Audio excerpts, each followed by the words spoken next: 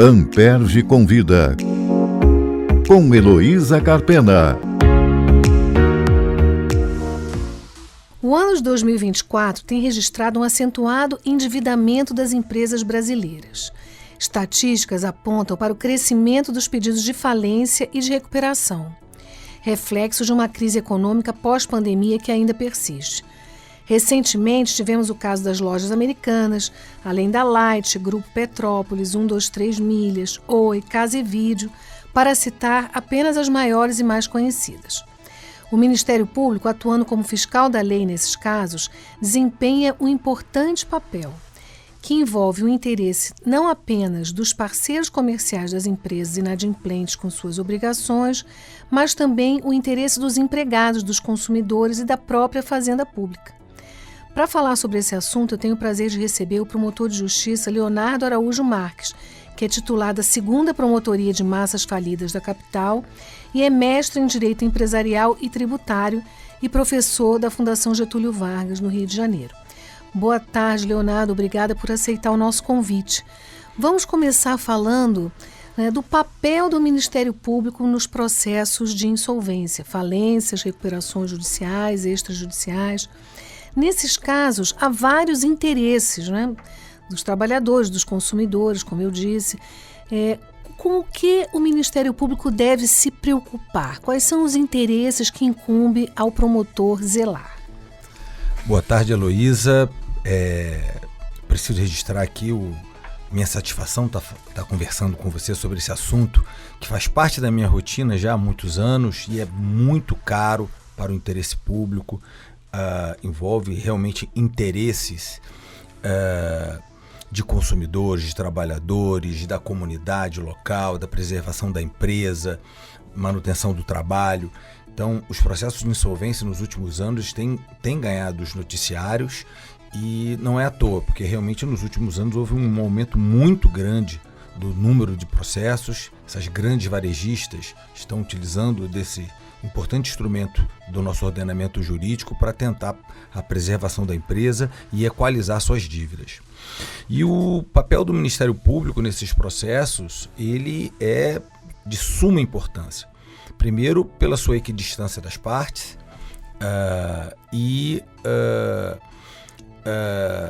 a atuação do Ministério Público, além da parte de coibir fraudes, de evitar a utilização indevida dos institutos previstos na Lei 11.101, ele também tem se mostrado extremamente útil para a correta tramitação do processo, celeridade, a entrega da prestação jurisdicional de uma forma com equidade, porque como são muitos interesses, é difícil para o juízo decidir com todos esses detalhes que gravitam em torno desses grandes processos de insolvência. E o Ministério Público, nos processos de falência, ele tem que ficar atento em relação ao devedor.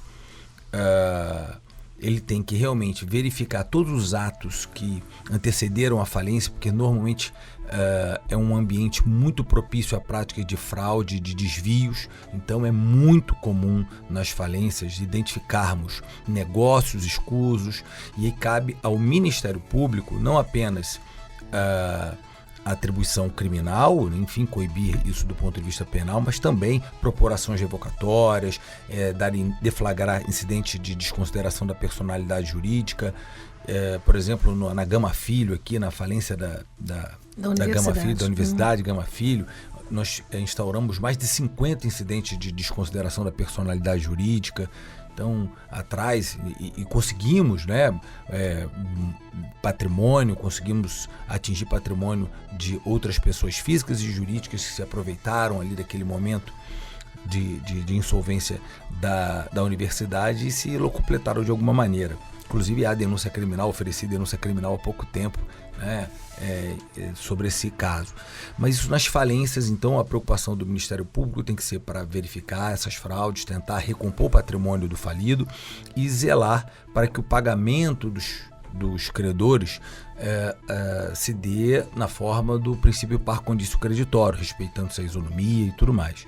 Só que na falência, a nossa atuação ela é um pouco facilitada, porque a falência é um processo de execução. E sendo processo de execução, normas de ordem pública, então basta a gente...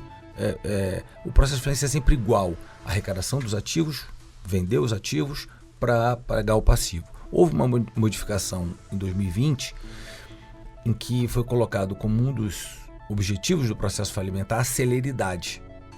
Então, isso é um pouco mal compreendido. Hoje, um bem arrecadado do falido, quando vai para leilão, ele vai ser vendido de qualquer maneira. Não tem mais aquela história de preço vil. Sim. Então, é mais um ponto que o Ministério Público tem que ficar atento. A forma como serão vendidos os bens da massa falida. Então, tem muita coisa dentro dos processos de falência. Um processo grande como esse pode envolver o interesse de muitos credores, né?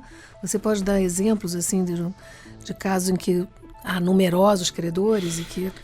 Eu vou citar alguns casos recentemente, inclusive, que nós estabelecemos algumas parcerias com outros ministérios públicos. Isso é bem interessante. O processo da Varig, por exemplo, o Ministério Público do Rio Grande do Sul, na parte de patrimônio histórico, cultural, tem um interesse no Museu da Varig, e aí houve um certo impasse de quem deveria atuar, o Ministério Público do Rio Grande do Sul ou nós aqui de massas falidas no processo da Varig, estabelecemos parcerias. Para a preservação do museu, qual era o interesse deles? Isso, tem vários bens que deveriam integrar, serem preservados, mas só que integram a massa falida, e a massa falida em tese teria que vender esses bens. Então, para poder arrecadar recursos, e aí essa venda não poderia ser feita de qualquer maneira, porque o objetivo da preservação do patrimônio é um museu lá no Rio Grande do Sul, o Museu Varig. Então, o colega lá de tutela coletiva, ele pediu a nossa cooperação e nós estabelecemos uma cooperação e atuamos de forma conjunta no processo de falência da Varig para permitir não só a preservação desse patrimônio, né, histórico, cultural, mas também preservar os interesses, defender os interesses dos credores que também querem receber, né, a partir da venda dos bens. Trabalhadores, por exemplo, eu tenho há pouco tempo, estou numa parceria com o MPT no processo da Miller Hooks. Ministério Público do Trabalho, né? Que é um Ministério Público especializado. Exato, existe uma ação civil pública que tramita lá em prol de vários trabalhadores, que foi ajuizada na época também em cooperação conosco, e agora chegou um momento da falência em que a melhor solução foi pegar o dinheiro que estava na falência e remeter lá para os autos daquela ação civil pública por força da venda de algumas licenças da Anvisa para fabricação de remédios. E aí há toda uma dificuldade de se decidir, de saber onde devem ser levadas essas pretensões. Lá na Justiça do Trabalho, na Justiça aqui estadual, se é o MPT que atua aqui, se eu tenho que atuar lá. Sim. Qual era a empresa? Miller Hooks, é uma indústria farmacêutica.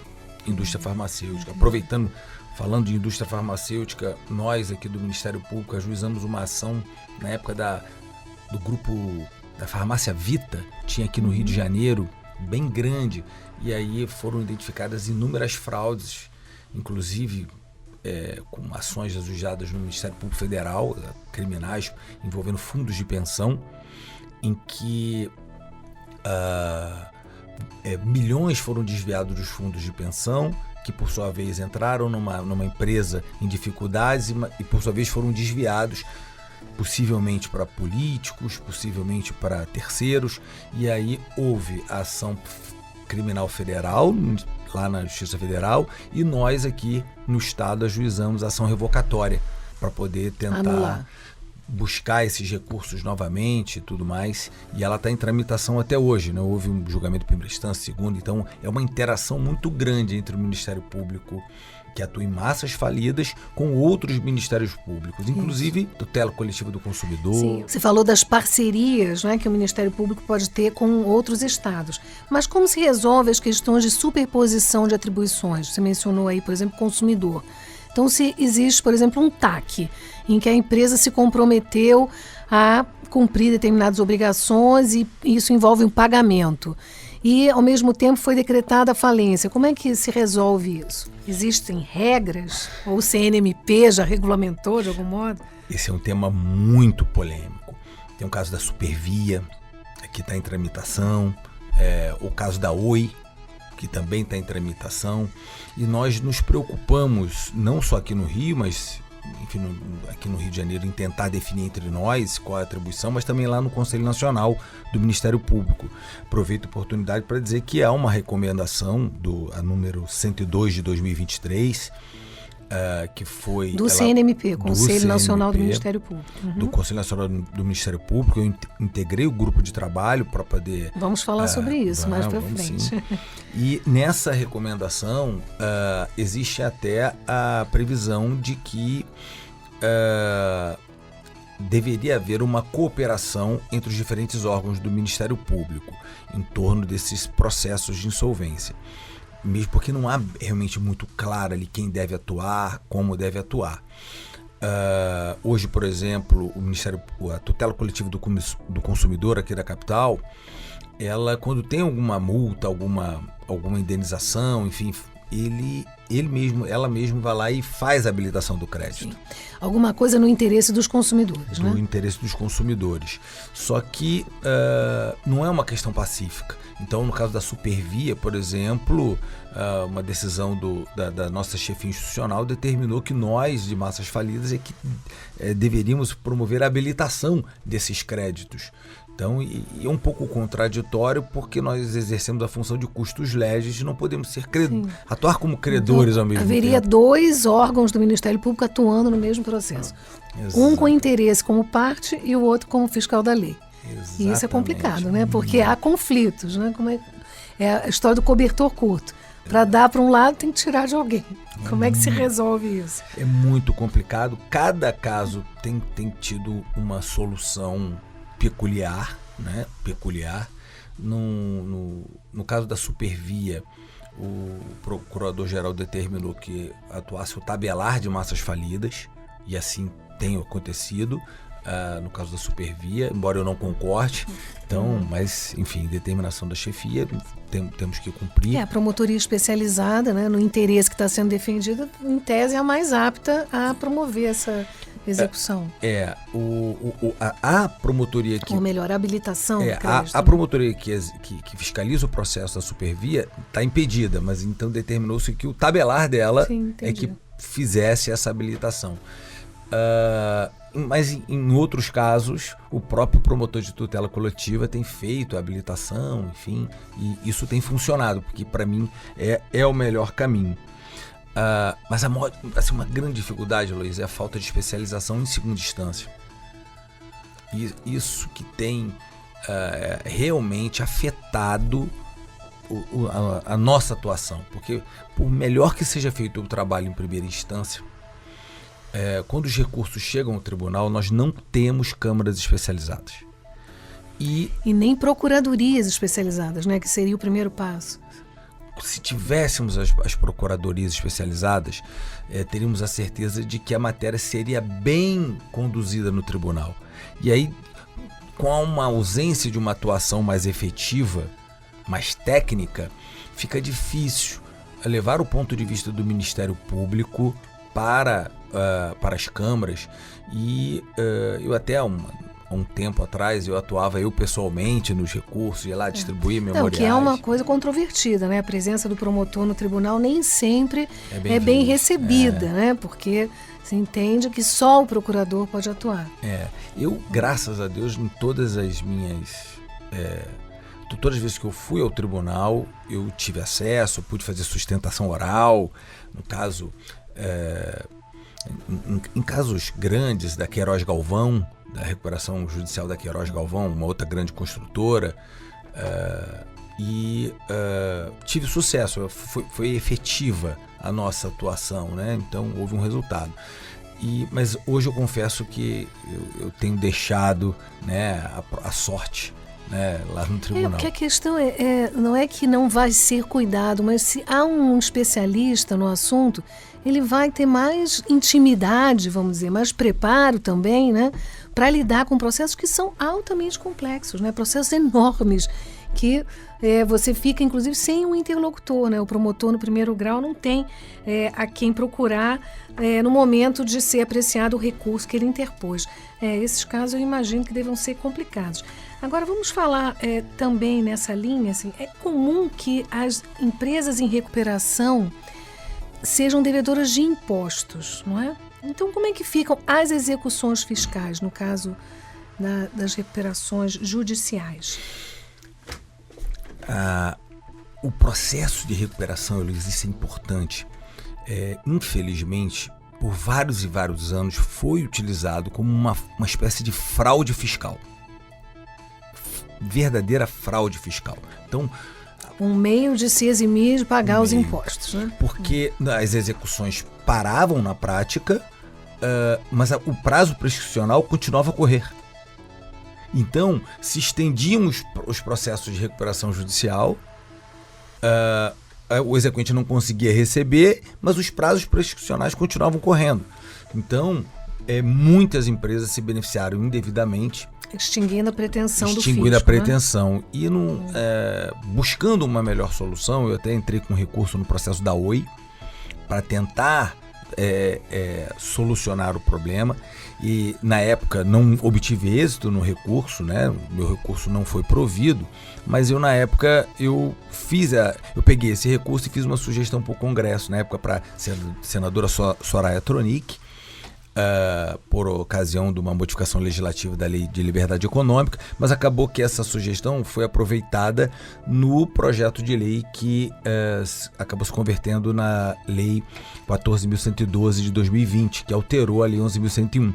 E a minha proposta alterou foi acolhida. A lei de falência. Alterou a Lei de Falência e se tornou o artigo 6º, parágrafo 7º-B. Aí eu tenho o orgulho de dizer que essa redação é minha, do artigo 6º, parágrafo 7º-B, foi uma sugestão que eu encaminhei ao Congresso, primeiro ao Senado, depois à Câmara, e foi incorporado, porque foi aprovado pela Fazenda Nacional. E aí hoje, a jurisprudência agora já está refletindo isso, graças a Deus, hoje reconhece que na execução fiscal é possível o juiz da execução fiscal pedir a penhora de um bem da devedora em recuperação. Ele consegue a penhora e o juiz da recuperação, ele não pode, como fazia antigamente, sustar a penhora determinada pelo juiz da execução fiscal. Ele pode, no máximo, se a penhora recaiu sobre um bem vital para a empresa, ele pode, no máximo, substituir o bem que foi objeto do ato de constrição. Ele não pode simplesmente, não pode penhorar isso. Antigamente, não pode penhorar isso, não pode penhorar aquilo, não pode penhorar nada. E adeus credores. Adeus credores. Aí agora não. Agora ele, para ele evitar a penhora de um bem que ele repute importante da empresa em recuperação, ele tem que nomear outro em substituição. E isso deu uma dinâmica totalmente diferente aos processos de recuperação. Hoje, o fraudador não pode enxergar no Instituto da Recuperação um meio hábil de alcançar seu objetivo de não pagar os tributos. Ele já sabe que isso não será suficiente e a jurisprudência acolheu bem essa modificação legislativa, alterou a jurisprudência do STJ foi totalmente alterada a partir dessa nova redação e a gente está agora trilhando um caminho que me parece ser mais virtuoso, né, nessa interação entre os processos de execução fiscal e os processos de recuperação judicial. Na recuperação, você me corrige se eu estiver errada, há um benefício, né? A empresa se vale de um favor legal para continuar funcionando, para sanear suas finanças, não é isso? Então, são objetivos diferentes, né? Tipos de insolvência diferentes e o Ministério Público vai perseguir também objetivos diferentes conforme se trata de falência ou de recuperação. Perfeito. Tá certo isso? Tá certíssimo. No processo de falência, o objetivo é pagar os credores, fazer com que os bens do falido voltem rapidamente ao mercado, então o MP tem que atuar para que o ativo seja rapidamente vendido, e para que o empresário falido tenha até uma segunda chance. né, de reconstruir e tudo mais, enfim, isso está inspirado no direito americano, discharge do direito americano, na lei da segunda chance do direito espanhol, enfim. Já a recuperação judicial, o objetivo é exatamente o oposto. Na recuperação judicial, o objetivo é evitar a falência, evitar a liquidação. E qual é a preocupação maior do Ministério Público? Hoje é um grande desafio nosso.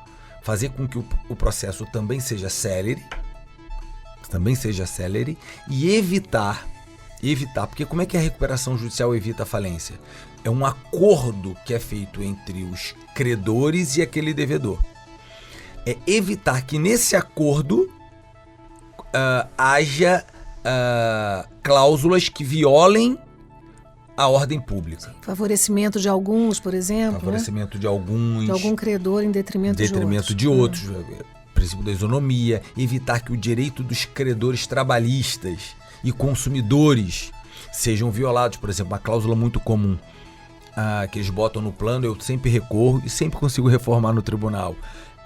O início do pagamento dos credores trabalhistas vai ser só após o trânsito em julgado da decisão que homologa o plano. Só que nunca vai acontecer o trânsito em julgado.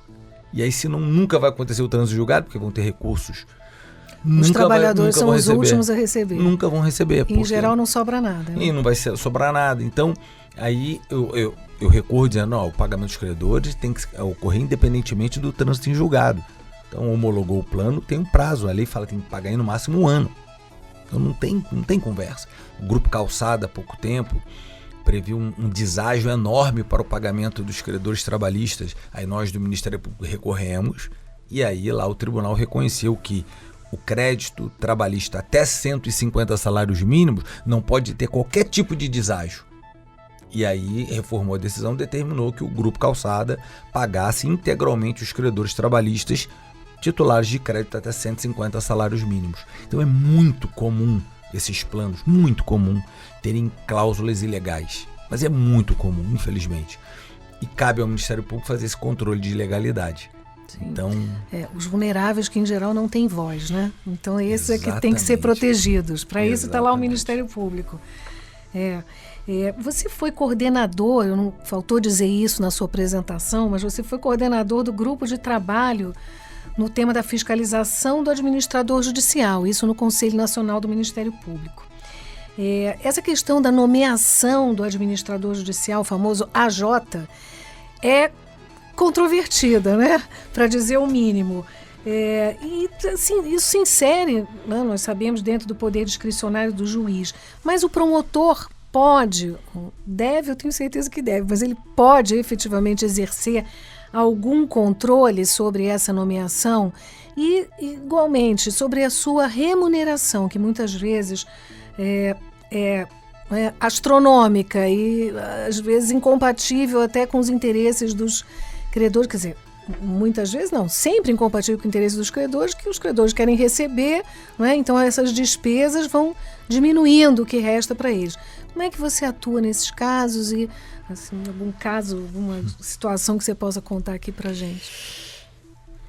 Realmente é um tema bem espinhoso, porque o administrador judicial, ele é nomeado pelo juízo, assim como um perito é nomeado, então tem que ser uma pessoa de confiança do juízo. E a lei, ela diz que tem que ser um economista, um contador, um administrador de empresa, um advogado ou um escritório. Nós temos hoje uma recomendação do CNJ, recomendação 141 de 2023 do CNJ, que trata da remuneração do administrador e até também alguns requisitos de nomeação. Não há muito o que o Ministério Público fazer em relação a quem é o escolhido. Eu acredito que isso de quem vai ser escolhido ou não é uma questão muito mais correcional, muito mais disciplinar, se existe algum tipo de impedimento, alguma coisa, do que propriamente por parte do Ministério Público.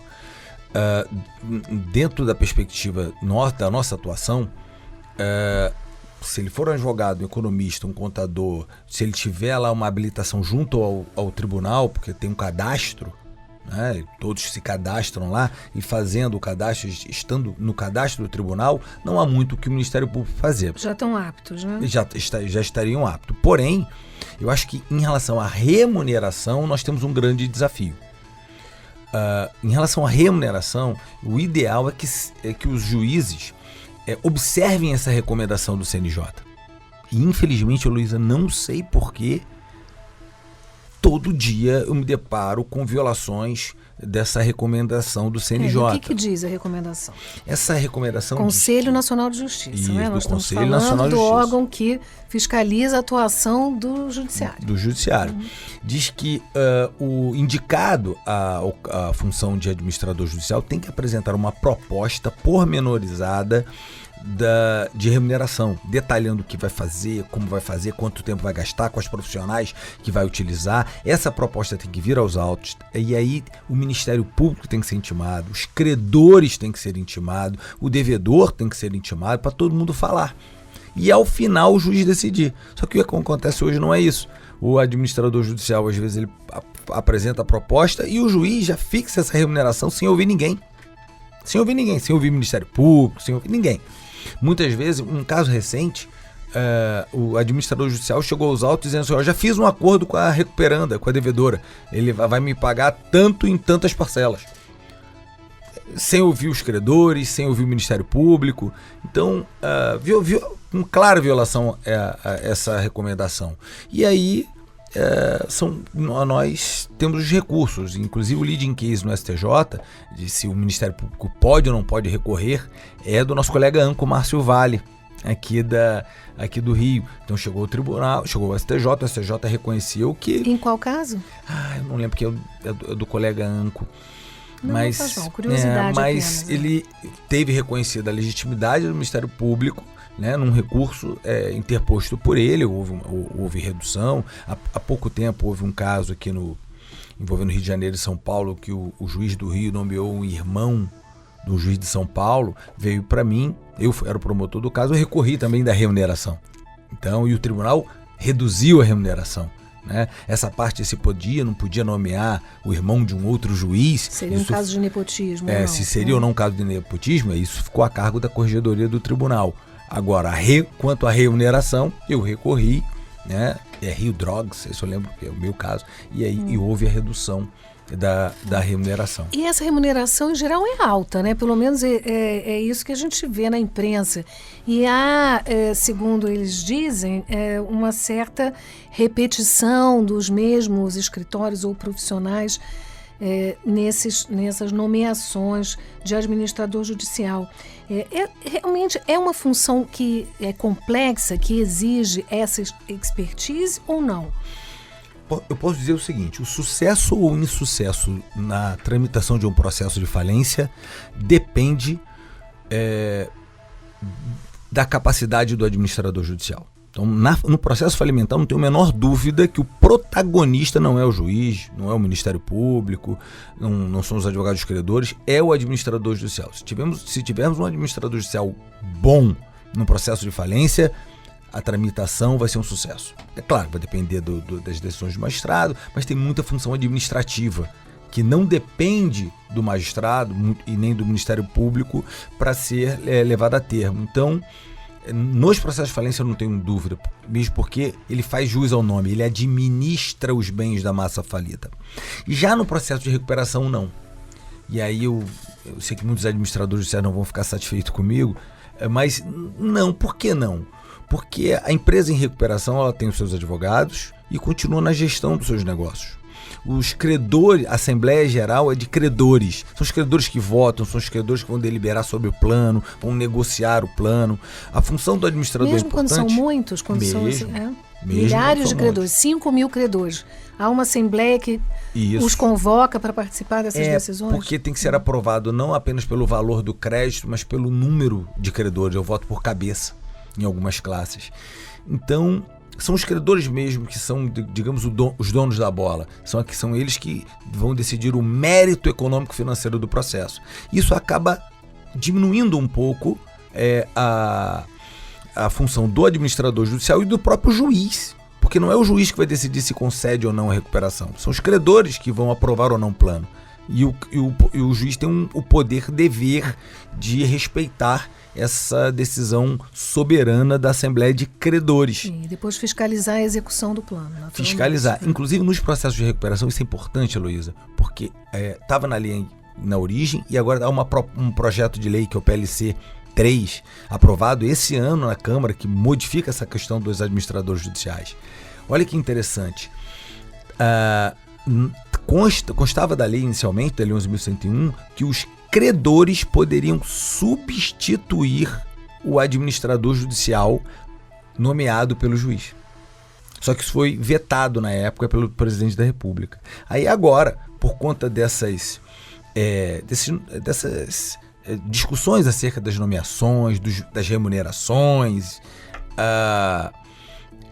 o projeto de lei resgata isso, o PLC 3, dando novamente aos credores o poder de substituir o profissional indicado pelo juiz e nomear um da confiança deles, o que eu acho super profícuo.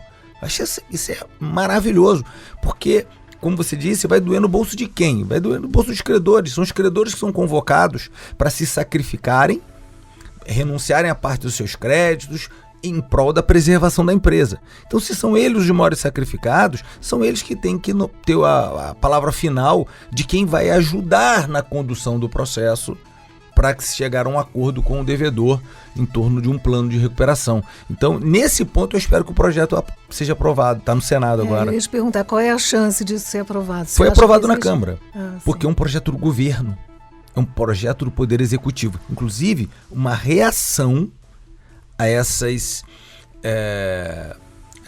desconfianças sobre o valor da remuneração, sobre pessoas que estão sendo nomeadas como administradores repetidamente. Então, é um projeto que veio com esse objetivo. É uma reação a tudo isso. E o projeto no todo não é bom, mas nesse particular, né, na nomeação do administrador judicial por parte dos credores, ou melhor, substituição, eu acho que isso é muito bom para o processo. Oferece uma possibilidade de controle. E a destituição é possível a requerimento do Ministério Público? Existe isso? Eu já tive o desprazer de ter que pedir, cumprir o meu papel de pedir a destituição de vários administradores judiciais ao longo da minha atuação. Estou desde 2005, 2006 atuando nesse processo, já tive muitos.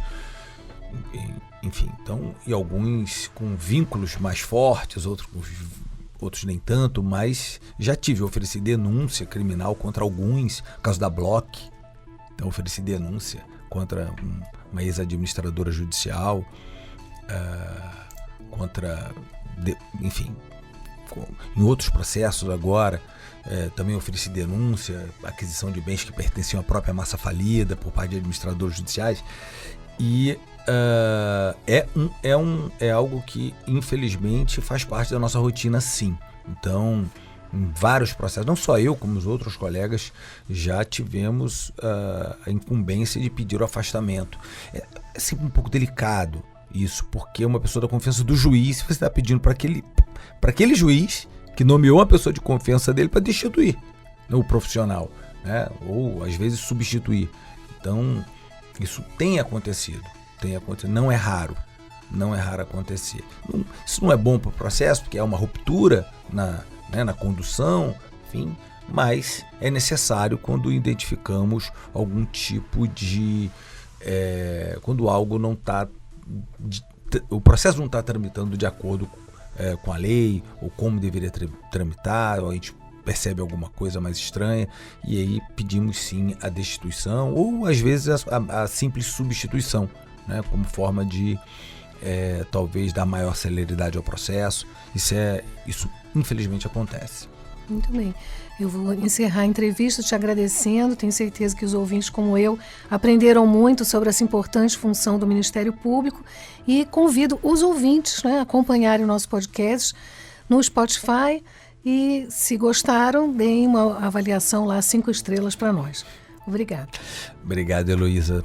E fica aqui a minha gratidão, né, por vocês olharem para essa atribuição do Ministério Público que muitas vezes é muito mal compreendida entre os próprios colegas da instituição. Então é super importante esse canal, né, não só para os colegas, mas para o público em geral. Eu fico muito satisfeito por ter contribuído com isso. Amperge convida, com Heloísa Carpena.